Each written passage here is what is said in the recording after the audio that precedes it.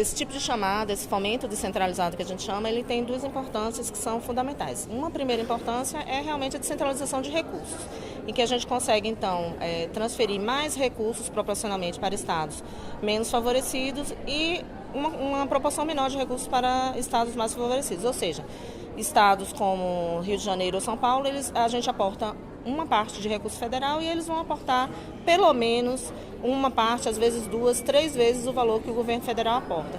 Em estados menos favorecidos, a gente pode ter um aporte que é uma parte de contrapartida estadual e 2 de governo federal, ou às vezes até uma proporção maior. Isso é uma forma de distribuição, melhorar a distribuição de renda do fomento à pesquisa no país.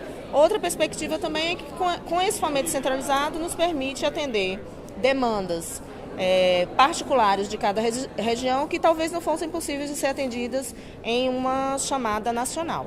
A gente dá um exemplo, por exemplo, de a anemia falciforme, que é uma doença que afeta particularmente o estado da Bahia e que, se fosse no âmbito nacional, talvez você não tivesse um investimento nessa doença. Sendo uma demanda local, essa doença pode ser contemplada com projetos de pesquisa para dar respostas. Essa parceria se iniciou lá em 2003. Inicialmente foi uma parceria em apenas uma chamada, foi no tema de dengue.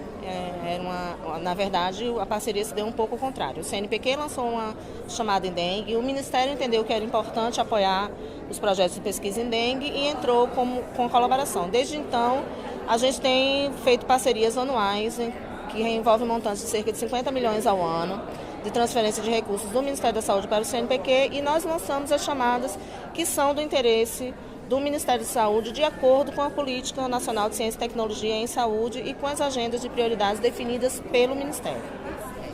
Então, a estratégia que o CNPq adota de aproximação dos gestores com os resultados, a incorporação dos resultados de pesquisa pelos gestores, ela depende muito de quem nos demanda os projetos de pesquisa. Então, quando essa demanda vem, por exemplo, do Ministério da Saúde, a gente já adotou diversas estratégias. O PPSUS é um exemplo que a gente falou, tem seminários parciais e seminários finais. A ideia desses seminários é justamente trazer os gestores para os seminários, para que eles possam se apropriar desses resultados de pesquisa, mas também para entender por que é importante que seu estado esteja investindo um recurso em ciência e tecnologia.